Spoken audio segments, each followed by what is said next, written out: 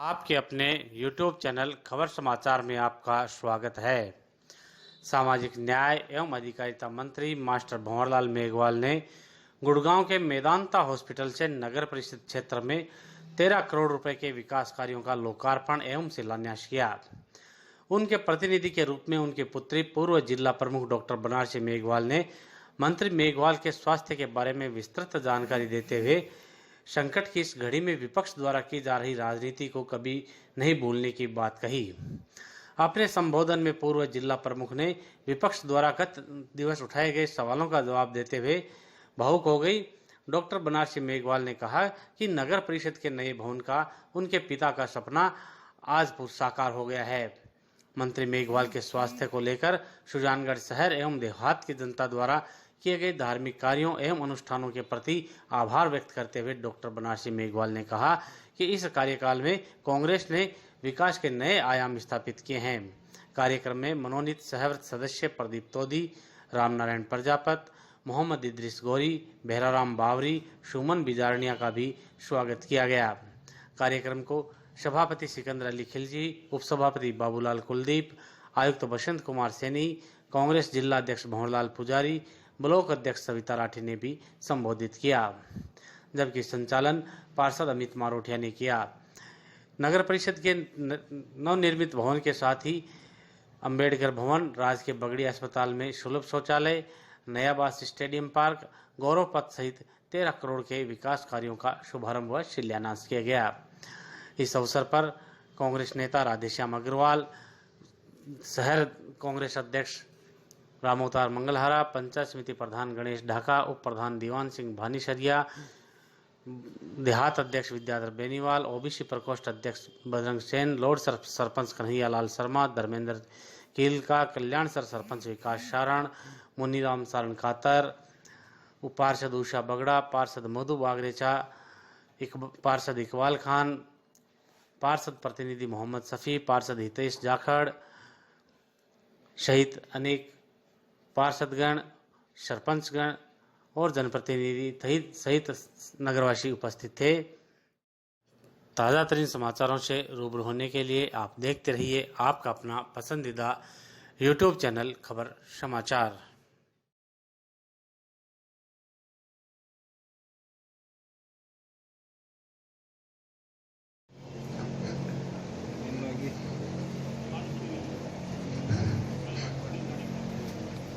मैं आपको बताना चाहती हूँ कि मेरे पे और मेरे परिवार की इस विकट परिस्थिति के अंदर उन्होंने जिस तरह के आरोप लगाए विपक्ष की पार्टी ने, ऐसी ओछी और घिनौनी राजनीति जो उन्होंने आज करी है, वो कभी बर्दाश्त नहीं की जाएगी और हमेशा उसको याद रखा जाएगा कि इस विकट घड़ी के अंतर्गत इस तरह की गंदी और घिनौनी राजनीति उन्होंने की है।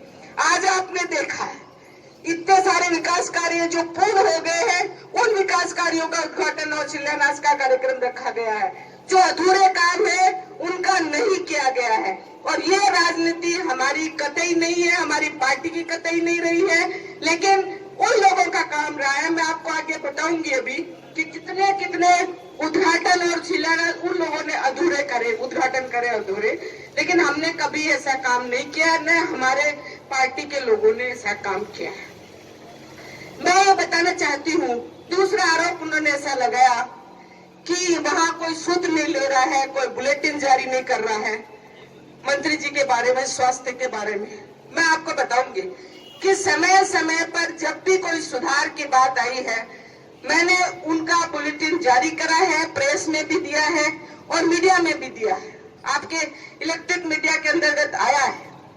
और मैं आपको ये जानकारी देना चाहूंगी कि जैसे ही ये घटनाक्रम हुआ, होते ही मैंने हॉस्पिटल लेके गई एसएमएस, और एसएमएस हॉस्पिटल जैसे ही मैं एम्बुलेंस से रवाना हुई मंत्री जी को लेकर, मैंने सीएम साहब अशोक गहलोत जी को फोन किया कि ऐसा हो गया है और मैं तुरंत हॉस्पिटल लेके जा रही हूँ। हालांकि मैंने व्यवस्था कर दी है कि वहाँ पे सब मुझे डॉक्टर्स तैनात मिलेंगे, फिर भी आप अपनी तरफ से उनको और पाबंद कर दें। आप ताजुब करेंगे, सारे अस्पताल के डॉक्टर्स जो है वहाँ पे खड़े हुए थे और तुरंत उनका सिटी स्कैन किया। सिटी स्कैन के अंदर ब्रेन स्ट्रोक बताया गया, तो ब्रेन स्ट्रोक के बाद में हमने न्यूरो आईसीयू के अंदर मंत्री जी को शिफ्ट किया। और वहां पे जैसे ही शिफ्ट करा तब तक मंत्री जी मेरे से बात कर रहे थे। मैंने उनको बताया ये बात कि अशोक गहलोत जी ने किया। सारा मंत्रिमंडल जो है बाहर आके जब तक खड़ा हो चुका था, काफी मंत्री वहां पे मौजूद थे, स्वास्थ्य मंत्री जी मौजूद थे, उप मुख्यमंत्री जी सचिन पायलट जी जो हमारी पार्टी के अध्यक्ष हैं राजस्थान के, वो भी वहां मौजूद थे।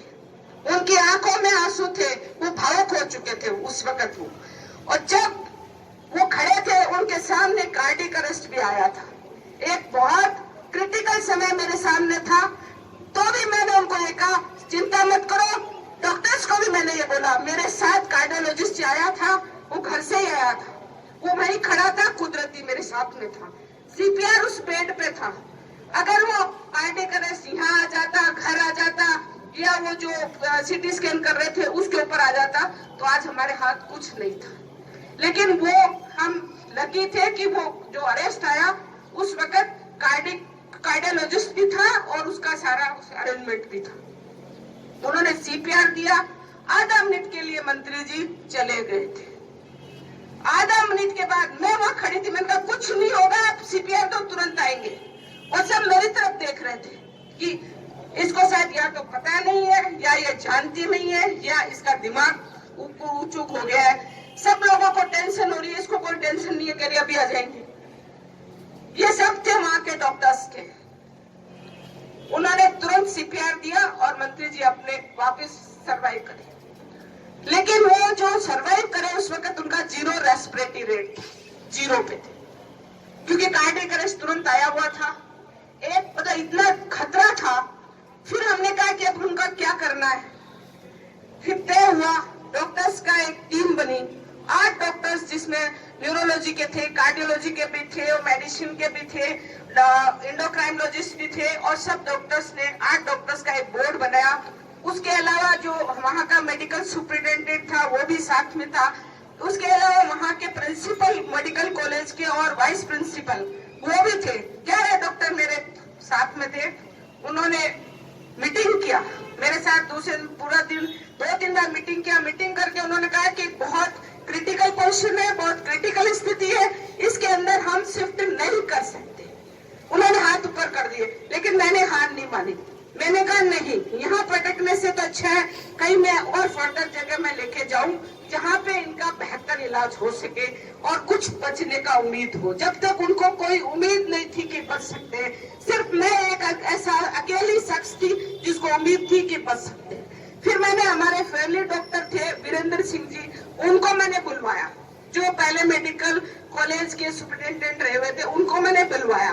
बुलवाने के बाद जब वो आए तब उन्होंने मुझे राय दी कि बहुत बेटा क्रिटिकल पोजीशन है, अपन 1% भी जो अगर उम्मीद हमको बची है तो हम उसको भी जो है काम में लेना चाहिए। तो फिर मैंने कहा कि शिफ्टिंग कौन कराएगा। बोले मैं शिफ्टिंग करवाऊंगा और ये मेरे साथ ये टीम अगर दे दे तुम ये बात अब तुम करो तो मैं करवा सकता हूँ। फिर मैंने सीएम साहब से बात करी और जैसे ही सीएम साहब से बात करी उन्होंने वीरेंद्र सिंह जी को बात किया और डिसीजन हुआ। फिर दोबारा उस टीम के साथ मेरी बैठक हुई जो उनका बोर्ड बना हुआ था मेडिकल का, और आखिर ये डिसीजन हुआ कि ये इनके परिवार के मतलब जो इच्छा है उस इच्छा के आधार पर हम इनको शिफ्ट कराएंगे।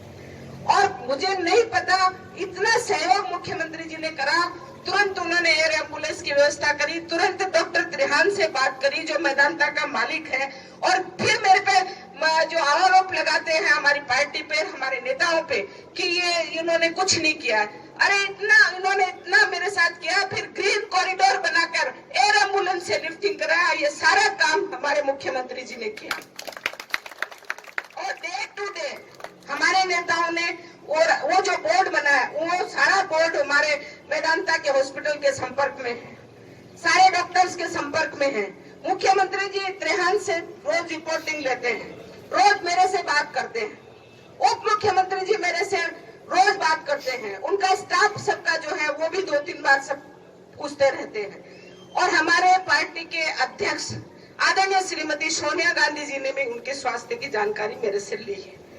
और हमारे पार्टी के जो पूर्व अध्यक्ष आदरणीय राहुल गांधी जी जो हमारे नेता हैं, वो 2-3 दिन में एक दिन मेरे से जानकारी लेते रहते हैं। वो हमेशा यही कहते हैं, बेटा चिंता मत करना, और तुम जो है ना इनको आगे भी कहीं कंसल्ट करना अमेरिका में, तो मैं तुम्हारे साथ हूँ, तैयार खड़ा हूँ और तुम ले जा सकते। और मैंने कंसल्ट भी किया, अमेरिका के डॉक्टर्स से कंसल्ट किया, उनकी रिपोर्टें भेजी, समरी भेजी, और उसके बाद में मैंने उन समरी को भी दिखाया, उनसे बात भी किया, जो उन्होंने कहा कि ये जो इलाज चल रहा है वो बेहतर इलाज है।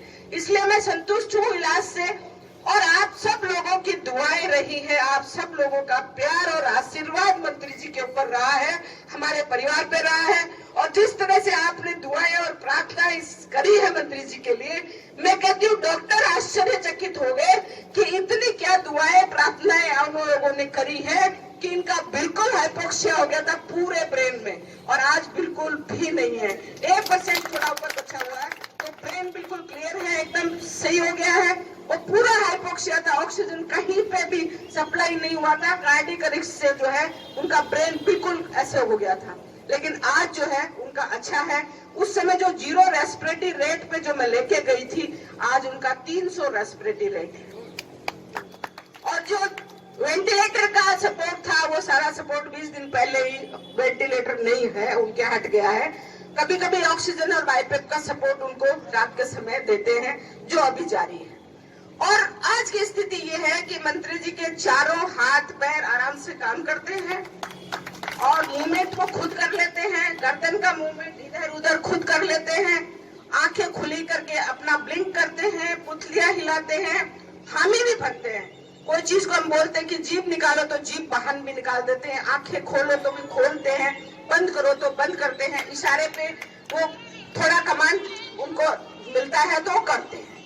मेरी आवाज के ऊपर वो अपना रिएक्ट करते हैं। बाकी लोगों की आवाज अभी उनको कम समझ में आ रही है, लेकिन मेरी आवाज के ऊपर वो रिएक्ट करते हैं, आज भी रिएक्ट करते हैं। तो ये जो उद्घाटन का जो अपना कार्यक्रम रखा है, मैंने उनको बताया है, उनको सुनता है, उन्होंने हामी भरी है, और आपके सामने उन्होंने डिजिटल वो उद्घाटन भी किया है। क्यों उनको सुनाई देता है, उनमें इमोशंस भी है, कभी कभी वो उनको मतलब रिएक्ट भी करते हैं, कभी दुख भी करते हैं कि मैं इस स्थिति में हूँ। तो वो मेरे से बार बार कई लोग पूछते हैं कि आंख में आंसू आता है क्या उनके, मैं देखा उनकी आंखों में आंसू भी दिखा। और अब वो पहले चेयर पे बिठाते हैं हम 10-15 दिन से, तो चेयर जो सोफा नुमा चेयर थी उसपे बैठे रहते थे बिना किसी सपोर्ट के। परसों से उनको बिठाया है व्हील चेयर पे, और उस कमरा जो 30 फुट का कमरा है उसमें अभी घुमा रहे हैं, फिर बाहर भी घुमाएंगे। तो वो चेयर के ऊपर आप जैसे बैठे हो, हाथ दोनों उस पे करके बिना किसी सपोर्ट के, और गर्दन पे भी कोई सपोर्ट नहीं होता, खुद अपने से सपोर्ट से वो बैठे रहते हैं। मैंने इसलिए आपको ये बताया ताकि आप लोगों को पता होना चाहिए कि हमारे मंत्री जी की, हमारे नेता की स्थिति क्या है। और बार बार मैंने इसीलिए जो है उसमें टीवी में भी दिया, मीडिया में भी दिया, कि आप लोगों को पता चलता रहे कि स्थिति क्या है। तो ये स्थिति है, मैं इसलिए आप लोगों को बता रही थी। और आज जो मुझे जिस कार्यक्रम में बुलाया गया है बहुत लंबा हो चुका है, और उस कार्यक्रम में आज मैं बताना चाहूंगी कि हमारे जो इस कार्यक्रम के और हमारी नगर परिषद के सभापति आदरणीय सिकंदर जी खिलजी, आदरणीय बाबूलाल जी उप सभापति जी, और आदरणीय हमारे अध्यक्ष कांग्रेस कमेटी के जिला चूरू के आदरणीय भंवरलाल पुजारी जी, वरिष्ठ कांग्रेस नेता लोगों के बीच में कर दिया है। और विपक्ष का आरोप ये था कि हम अधूरे कार्यों का उद्घाटन कर रहे हैं। हमने कोई अधूरे कार्यों का उद्घाटन नहीं करे हैं। जो कार्य हमारे अधूरे हैं वो आज भी जो है वो अधूरे हैं, और उनका उद्घाटन हमने नहीं हुआ है। जो कार्य पूर्ण हुए हैं उन्हीं सब कार्यों का हमने आज उद्घाटन आज किया है, और नए कार्यों का हमने शिलान्यास भी किया है। और परिवार के लिए उन्होंने आरोप भी लगाया विपक्ष ने कि वहाँ सरकार से कोई नहीं पूछने गया, इनकी पार्टी से कोई नहीं पूछने गया। तो उसका भी मैंने जवाब आज आपको लोगों को दिया है कि हमारी पार्टी के जो अध्यक्ष हैं सोनिया गांधी जी और राहुल गांधी जी ने भी हमको पूछा है, हमारे परिवार के दुख की इस घड़ी में हमारे साथ रहे हैं, और मेरे साथ में हमेशा उन्होंने जो है मतलब परिवार की तरह, गार्जियन की तरह जो है उन्होंने मुझे बात करी है, और कहा उन्होंने कि आगे भी ले जाने की जरूरत पड़ेगी तो हम ले जाएंगे। और यहाँ से हमारे मुख्यमंत्री जी ने जो सहायता हमारी की है, हमारे परिवार की है, वो मैं भूल नहीं सकती। और हमारे जो मुख्यमंत्री जी हैं, हमारे अध्यक्ष हैं पार्टी के, उन्होंने भी जो है हमको बहुत सहायता की। स्थिति है मंत्री जी की, किस तरह का सुधार है? मंत्री जी का काफ़ी अच्छा सुधार है। मैं कहती हूँ 0 रेस्पिरेटरी रेट पर मैं यहाँ से लेके गई थी, आज रेस्पिरेशन रेट 300 है। और आज सारे मूवमेंट है उनके, बोलने की स्थिति अभी नहीं है, बाकी सब मूवमेंट उनमें है, समझ भी रहे हैं और देख भी रहे हैं। और बाकी सारे जो लोग जैसे हाथ पैर हिलाते हैं, आंखें खोलते हैं, देखते हैं, ब्लिंक करते हैं, सब उनके मूवमेंट्स हैं। आपने कहा विपक्ष और लिए जनता माफ नहीं करेगी, उनको क्या कहेंगे? देखो, इस दुख की घड़ी के अंदर जो हमारी जो परिस्थितियां हैं, उस परिस्थिति में जिस तरह की ओछी राजनीति उन्होंने करी है, जिस तरह से प्रेस कॉन्फ्रेंस करके हमारे परिवार को या हम लोगों को डिफेम करने का जो कोशिश उन्होंने की है, और उन्हें डराने की कोशिश हमें की कि हम उद्घाटन नहीं करें, हम शिलान्यास नहीं करें, वो सारे जो काम हैं उनके पच नहीं रहे हैं। हमारी पार्टी ने, हमारे जो नगर परिषद ने, हमारे जो मंत्री जी हैं, उन्होंने इतने काम किए हैं, इतने पैसों का जो उनका उद्घाटन हम करने वाले थे, मंत्री जी खुद मई में, तो वो उस समय अस्वस्थ हो गए, नहीं आ पाए। तो आज हमने वो सब काम उनका अधूरा पूरा किया है। और मैं ये कहना चाहूँगी कि हमारा जो मनोबल है वो हमारी जनता ने बढ़ाया है और उनके लिए प्रे की है, दुआएं की हैं, और उस प्रेम और दुआओं को और उनकी जो प्रार्थनाओं को मैं कभी नहीं भूल सकती। हमारे जो परिवार के साथ वो खड़े रहे हैं, उनको मैं कभी नहीं भूल पाऊंगी। और उन्हीं की दुआओं का, उन्हीं की प्रार्थनाओं का, उन्हीं की असर है कि आज जल्द ही मंत्री जी शीघ्र स्वस्थ होकर आप सबके बीच में आएंगे, पुनः सेवा का मौका उनको मिलेगा और पुनः उनकी जनता की सेवा करेंगे।